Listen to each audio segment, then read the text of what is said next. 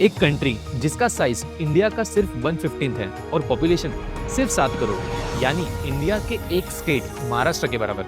और फिर भी थाईलैंड ने 2024 में टूरिज्म से कमाए हैं $48.5 बिलियन और दूसरे साइड इंडिया ने $28 बिलियन, जबकि हमारे पास ताजमहल है, हिमालयाज है, केरला के बैक वाटर्स है, राजस्थान है, 44 यूनेस्को वर्ल्ड हेरिटेज साइट्स है, दुनिया में सबसे ज्यादा किसी भी कंट्री से। तो सवाल सिंपल है, इतना सब होने के बाद भी हम पीछे क्यों हैं? तो हेलो एवरीवन, मैं हूं यश पटेल और आज इस वीडियो में हम सीधा बात करेंगे इंडिया का एक्चुअल टूरिज्म पोटेंशियल क्या है, दुनिया से हम कहां कंपेयर करते हैं, टूरिस्ट को क्या प्रॉब्लम्स आती है और हम क्या कर सकते हैं।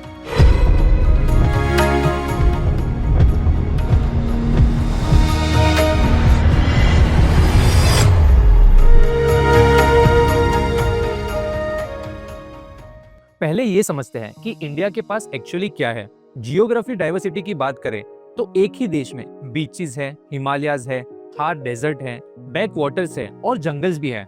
एक टूरिस्ट अगर सिर्फ इंडिया एक्सप्लोर करे तो उसे अलग अलग 5 कंट्रीज जाने जैसी फीलिंग आएगी। हेरिटेज की बात करें तो 44 यूनेस्को वर्ल्ड हेरिटेज साइट्स। हाँ, इटली के पास 58 है, लेकिन हम अभी भी 6th पोजीशन पर है ग्लोबली। अभी 2025 में मराठा मिलिट्री लैंडस्केप भी ऐड हुआ है ये लिस्ट में। चलिए अब बात करते हैं डोमेस्टिक टूरिज्म की।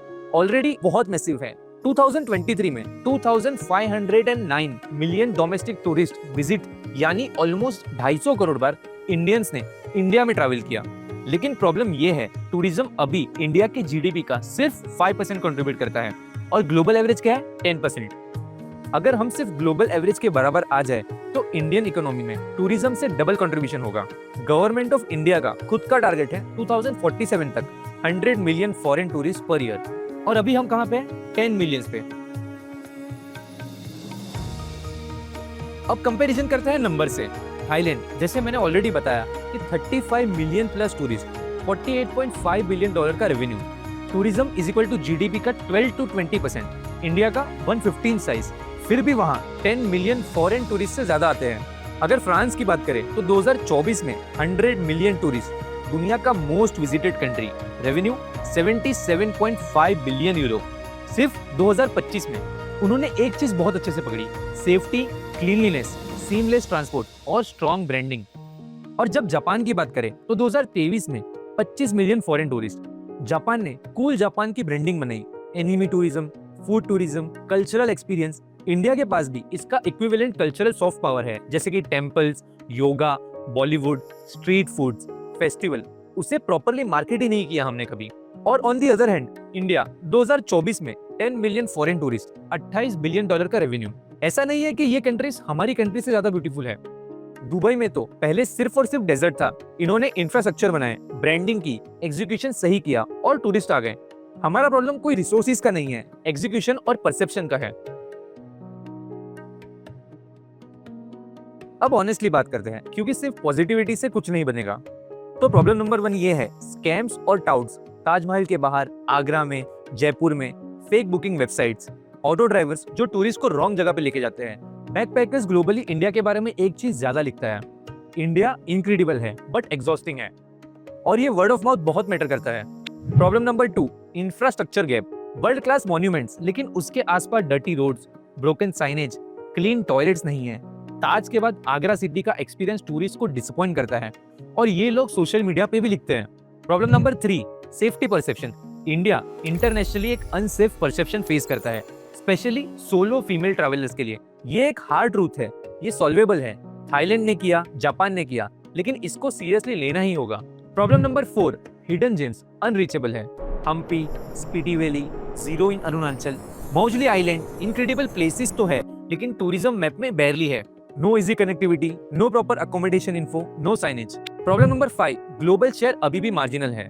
2024 में globally 1.4 billion international tourist travel किए और इंडिया का पार्टिसिपेशन सिर्फ 1.4%। इतना सब होने के बावजूद,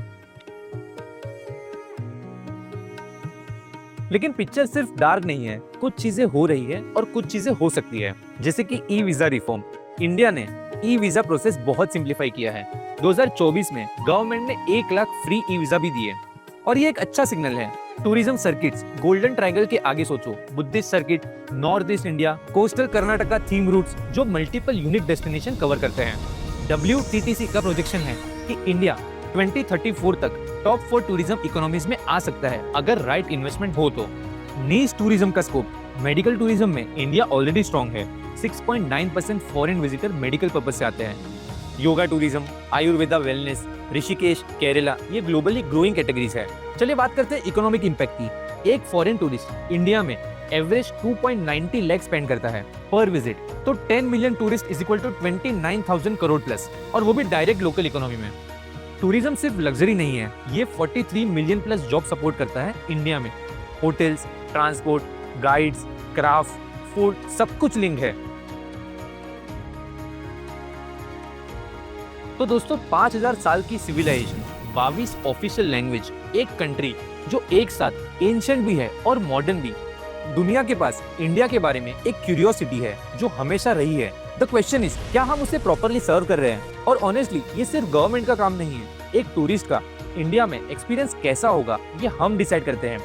जब हम किसी टूरिस्ट को सही डायरेक्शन देते हैं, जब हम स्कैम नहीं करते हैं, और जब हम अपने शहर को साफ रखते हैं, तब हम भी टूरिज्म में कंट्रीब्यूट करते हैं। तो कमेंट में बताओ इंडिया का एक हिडन जेम जो आपने पर्सनली देखा है और आप सोचते हो कि दुनिया को भी ये देखना चाहिए। और अगर ये वीडियो यूजफुल लगी तो शेयर करो, क्योंकि इंडिया की टूरिज्म की रियल ग्रोथ यहीं से स्टार्ट होगी, जब हम खुद अपने देश की स्टोरी ज्यादा लाउडली बोलेंगे। तो मिलते हैं अगली वीडियो में, और चॉइस को सब्सक्राइब करना मत भूलना।